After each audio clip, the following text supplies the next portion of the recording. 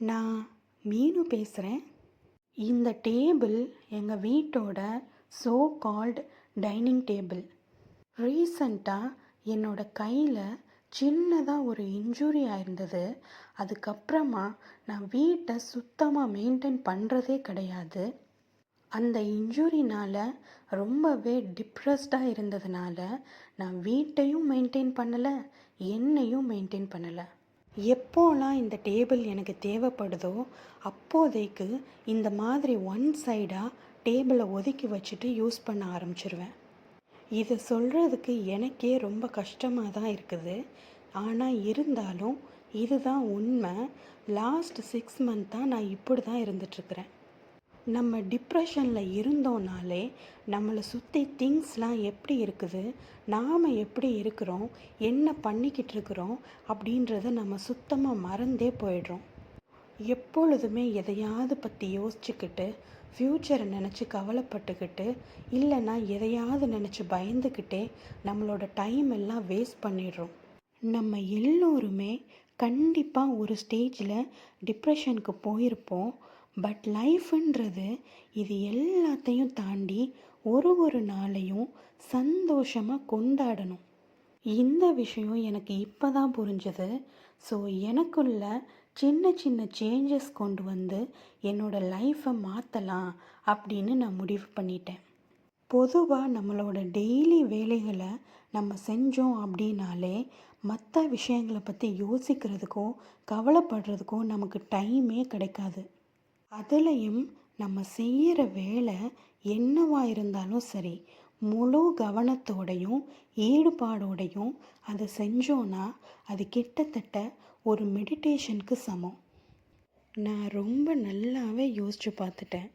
நம்ம கவலைப்படுறதுனால நமக்கு எதுவுமே கிடைக்க போகிறது கிடையாது. நம்மளை சுற்றி உள்ளவங்களையும் வருத்தப்படுத்தி நம்மளோட உடம்பையும் வருத்திக்கிறோம். அதனால் எல்லா கவலைகளையும் தூக்கி போட்டுட்டு நம்மளோட லைஃப்பை வாழ ஆரம்பிக்கலாம் அப்படின்னு முடிவு பண்ணிட்டேன். Take one step at a time அப்படின்னு சொல்லுவாங்க. ஒரு நாளைக்கு ஒரு ஸ்டெப் முன்னாடி எடுத்து வச்சு அந்த நாளை சந்தோஷமாக, முக்கியமாக முழுமையாக வாழ்ந்து முடித்தாலே போதும். நாளைக்கு வரதை அன்னைக்கு பார்த்துக்கறலாம். ஆனால் முடிஞ்சு போனதை பற்றி ஒரு நாளும் கவலைப்பட வேண்டாம், யோசிக்க கூட வேண்டாம். இந்த டேபிள் ஒரு சாதாரண விஷயந்தான். இருந்தாலும் அதை நம்ம க்ளீனாக வச்சுக்கிட்டோம் அப்படின்னா அதை பார்க்கும் பொழுது எனக்கு ஒரு நல்ல ஃபீல் வரும். எப்பொழுதுமே என்னோடய வீடு இந்த மாதிரியெல்லாம் இருந்ததே கிடையாது. இப்போ தான் ரீசன்ட் டேஸில் இப்படி இருக்குது. இல்லைன்னா க்ளீன் அண்ட் ஆர்கனைஸ்டாக இருக்கும். பெருசாக எதுவும் பண்ணாட்டினாலும் சின்னதாக இந்த மாதிரி விஷயங்களை ஸ்டார்ட் பண்ணி அதுக்கப்புறம் பெரிய விஷயங்களை சக்ஸஸ் பண்ணலாம். ஸோ இன்றைக்கான ப்ரையாரிட்டி ஒர்க்கை நான் முடிச்சிட்டேன். இப்போ இருக்கிற வீட்டில் மாடியில் வேறு ஒருத்தவங்க இருக்காங்க. டெரஸ்க்கு போகிறதா இருந்தால் அவங்க வீட்டுக்குள்ளே தான் ஸ்டெப்ஸ் இருக்கும். ஸோ நம்ம அவங்க வீட்டுக்குள்ளே போய் தான் போகிற மாதிரி இருக்கும். அதனால் ட்ரெஸ்ஸஸ்லாம் நான் வீட்டுக்குள்ளேயே இந்த மாதிரி காய வச்சுருவேன். வெளியிலையும் காய வைக்கிற மாதிரி எந்த ஆப்ஷனுமே கிடையாது. அதனால் இப்போதைக்கு இங்கே இருக்கிற வரைக்கும் ஃபேனுக்கு கீழே தான் காய வச்சிட்ருக்கிறேன். எனக்கு ட்ரெஸ்ஸஸை வெயிலில் போட்டு எடுக்கலை அப்படின்னாலே துவைச்ச மாதிரி ஒரு ஃபீலே வராது. பட் என்ன பண்ணுறது, இப்போதைக்கு நமக்கு இதுதான் ஆப்ஷன். ஆனால் அடிக்கிற வெயிலுக்கு வீட்டுக்குள்ளே போட்டாலே ட்ரெஸ் எல்லாம் சீக்கிரமாகவே காஞ்சிருது, ரொம்பவே நல்லாவும் காஞ்சிருது. நான் என்னோடய லைஃப்பில் இதுக்கு முன்னாடி எப்படியெல்லாம் இருந்தனோ அதெல்லாம் கொஞ்சம் கொஞ்சமாக ரீடைன் பண்ணி திரும்பவும் அதெல்லாம் பண்ணுறதுக்கு ஆரம்பிச்சிருக்கிறேன். என்கிட்ட என்னெல்லாம் நல்ல விஷயங்கள் இருந்ததோ அதை மட்டும் எடுத்துக்கிட்டு வேணான்றதை அப்படியே விட்டுட்டேன். இந்த மாதிரி சின்ன சின்ன விஷயங்களை ரீடைன் பண்ணி அது கூட புதுசாக நம்ம நல்ல ஹேபிட்ஸையும் சேர்த்துக்கிட்டு ஒரு நாளும் அதை நம்ம லைஃப்பில் அப்ளை பண்ணோன்னாலே நமக்கு சந்தோஷம் தானாக வரும். இப்போது துவைச்ச துணிகளை காஞ்ச உடனே கையோடு மடித்து வச்சுட்டேன். இல்லைன்னா அது ஒரு சேரில் அப்படியே கிடக்கும். ஸோ அந்த சீனை நான் அவாய்ட் பண்ணிட்டேன். இதை முடித்ததுக்கப்புறமா என்னோட டேபிளுக்கு நான் மூவ் பண்ணிக்கிறேன். ஃபஸ்ட்டு அதில் இருக்கிற தேவையில்லாத திங்ஸ் எல்லாம் எடுத்துட்டாலே அந்த டேபிள் வந்து ரொம்ப நீட்டாயிரும். எதெல்லாம் அதில் தேவையில்லாமல் இருக்குது அப்படின்னு காட்டுறேன், நீங்களே பாருங்கள். இந்த ரிமோட் கண்ட்ரோல்ஸ்லாம் அங்கங்கே தனித்தனியாக கடந்து சில நேரங்களில் உடஞ்சு கூட போயிடும்.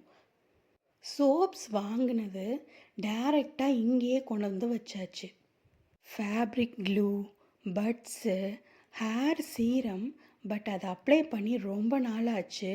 அதுவும் பார்த்திங்கன்னா இங்கே தான் கிடக்குது. ஹேர் ஆயில், ஹேர் கலரு எல்லாமே வாங்கிட்டு வர வர இங்கேயே போட்டு டம்ப் பண்ணியாச்சு. இந்த ஃபேன் ஓடுதா என்னன்னு கூட எனக்கு தெரியல, ஒர்க் ஆகிட்டு தான் இருக்குது.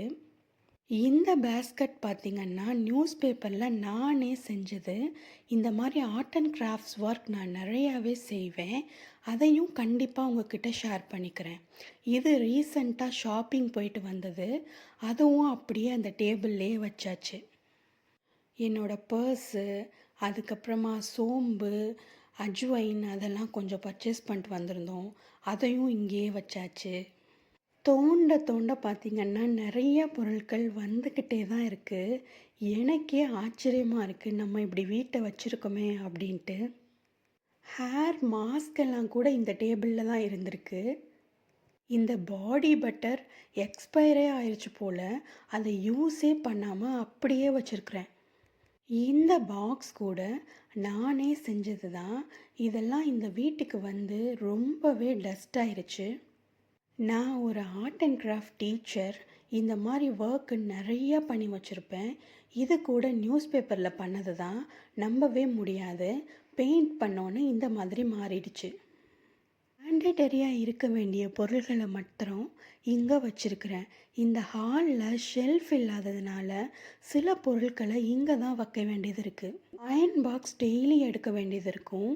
இவன் வந்து பார்த்திங்கன்னா பப்பு, என்னோட குட்டி சேவிங்ஸ். அப்புறம் பென் ஸ்டாண்டு. இந்த பாக்ஸ் வந்து ஃபுல்லாகவே மெடிசின்ஸு. இதே மாதிரி வீட்டில் எல்லா இடங்களையும் கொஞ்சம் கொஞ்சமாக ஆர்கனைஸ் பண்ணி வச்சிடலாம் அப்படின்ட்டு இருக்கிறேன். ரொம்பவும் பர்ஃபெக்டாக இல்லைனாலும் முன்னாடி இருந்ததுக்கு இது பெட்டர். வீடியோ முடிய போகிறது. தேங்க்யூ.